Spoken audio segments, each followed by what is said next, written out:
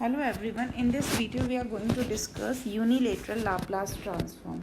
Right, in the previous videos we have discussed the Laplace transform and that was bilateral Laplace transform. Bilateral Laplace transform means the integration limit is from minus infinity to plus infinity, and bilateral also signifies that the transform is applicable for the sequence that is lying in between minus infinity to plus infinity. It could be your right sided sequence, it could be your left sided sequence, or it could be your two sided sequence, right? But in case of unilateral Laplace transform, the limit is from 0 to infinity.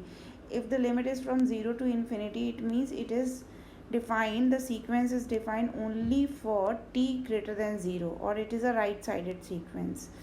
So we can also say that this unilateral Laplace transform is basically for the causal systems, right? When we have to analyze the causal system, we can use the unilateral Laplace transform, and there is no need to specify the reason of convergence in case of unilateral Laplace transform, as we know that it is a right sided sequence only. So consider these examples of unilateral Laplace transform. In this example, xt is e to the power minus a t plus 1 ut plus 1. For this you have to identify the bilateral Laplace transform as well as a unilateral Laplace transform. Okay, so e to the power a t plus 1 ut plus 1 means the sequence is defined from minus 1 to infinity. So you can identify first e to the minus at ut Laplace transform, use the transform pair, and that is equals to 1 upon s plus a, real part of s greater than a. And for t plus 1, apply the time shifting property. After applying the time shifting property, there is a no change in the ROC as in case of bilateral Laplace transform. So the Laplace transform of this function e to the power minus at plus 1 ut plus 1 is e to the power s upon s plus a, and the reason of convergence is real part of s greater than minus a. Now for the same function, if you have to find the unilateral Laplace transform, in the unilateral Laplace transform, as you see, the integration limit is from 0 to infinity. So integrate the given function in between 0 to infinity. Okay, when you integrate it, it will be e to the power minus a upon s plus a. Here there is no need to define the ROC. Here it is defined, but there is no need to define ROC, as the ROC will be a right sided, or we can say it will be a greater than part. Now you can go for the other examples also. This is another example of unilateral Laplace transform. In this, you have to determine xt is equals to e to the power minus 2t ut plus 1. Ut plus 1 means it is the function defined from minus 1 to infinity, but you will take the limit from 0 to infinity. Okay, and then solve, you will get 1 upon s plus 2. In the similar way, if you identify the Laplace transform of b part, you see this delta function, delta t plus 1, it is existing from it is existing at t equals to minus 1. It means it will not, the transform of this function will be 0. Delta t at t equals to 0, it is 1, and e to the minus 2t plus 3 ut plus 1. In the similar way that we have identified previously, you can identify for this function. You can go through this solution also. You will have the Laplace transform, this xs is equals to s plus 3 upon s plus 2. Now these are the different properties of unilateral Laplace transform. All the properties are same as that in case of bilateral Laplace transform. These are linearity, time scaling, shifting in S domain, conjugation, differentiation in S domain, convolution property, same as that in case of bilateral Laplace transform, multiplication, integration in S domain, time shifting property, differentiation in time domain. There is some difference in this property. Here we are also defining the initial conditions in unilateral Laplace transform. In case of bilateral Laplace transform, when we find the solution when we find the Laplace transform of differential equation. In that case, we are considering the initial condition 0. But when you find the unilateral Laplace transform, you have to consider the initial conditions, right?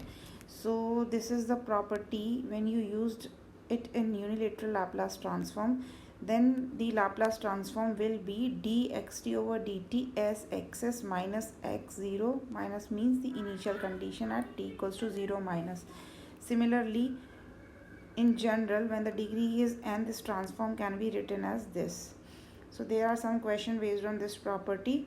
If you have to find the unilateral transform, if it is specified in the question that find the unilateral transform, then for the differential equation use this property to find the Laplace transform, right? This is your integration property. Now this is initial value theorem. Initial value theorem is basically used to find the initial value of xt from xs. So initial value at t equals to 0 if you have to find, then what will you do? You will take the Laplace transform of xt, that is xs, and multiply it with that s, and take the limit s tends to infinity for t equals to 0. Similarly, there is a theorem that is final value theorem. Final value theorem means you have to find the value of xt at t tends to infinity from xs. Then it could be found by the expression this expression you can use. Okay, so there are some questions based on this property. This is the question based on the initial value theorem. This is the question based on initial value theorem. In this, you have to find the initial value theorem. The xs is given, then apply the limit s tends to infinity. If you apply the s tends to infinity at t equals to 0, it will be 1. In the similar way, you can find the final value of the given function xt. Okay, using the final value theorem, you can identify the final value by identifying the Laplace transform of this function. The Laplace transform of xt is 2 upon s plus 1 upon s plus 3. Multiply this xs by s and take the limit s tends to 0. While putting the s tends to 0, it will give you the final value, and that is 2. In the similar way, you can go for this example. These are the examples based on the final value and initial value theorem. Now, next topic is solution of differential equations. Differential equations, as we also studied in bilateral Laplace transform, but here there is a difference in the solution. The difference is that here we are considering the initial conditions also, right? Here consider the differential equation, second order differential equation, d square yt over dt square plus 5 dyt over dt plus 6 yt is equals to dxt over dt plus xt. And the initial conditions for this are also given. So determine the Laplace transform using unilateral Laplace transform property of differential and in differentiation in time domain. From there we have written this differentiation as this: s square ys minus sy0 minus y dot 0 minus plus 5s ys minus 50 minus plus 6ys. Similarly for dxt over dt as xx minus x0 minus xs. Now put all the initial condition in this equation and then solve for the ys. We will have this function. Now to find the yt, take the inverse Laplace transform as we did in the bilateral Laplace transform. Now there comes a term zero input response and zero state response. Zero input response means, let us suppose in this differential equation the xt is the input.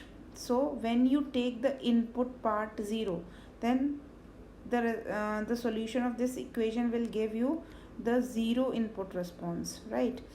Now the second is zero state response. Zero state response means when you take all the initial conditions 0 and then find the response of this differential equation, then it will give you the zero state response. Here we have the example based on it. In this, use a unilateral Laplace transform to determine the output term represented by this differential equation. Assume the initial condition. Here you have to identify the zero state response and zero input response. So let's see.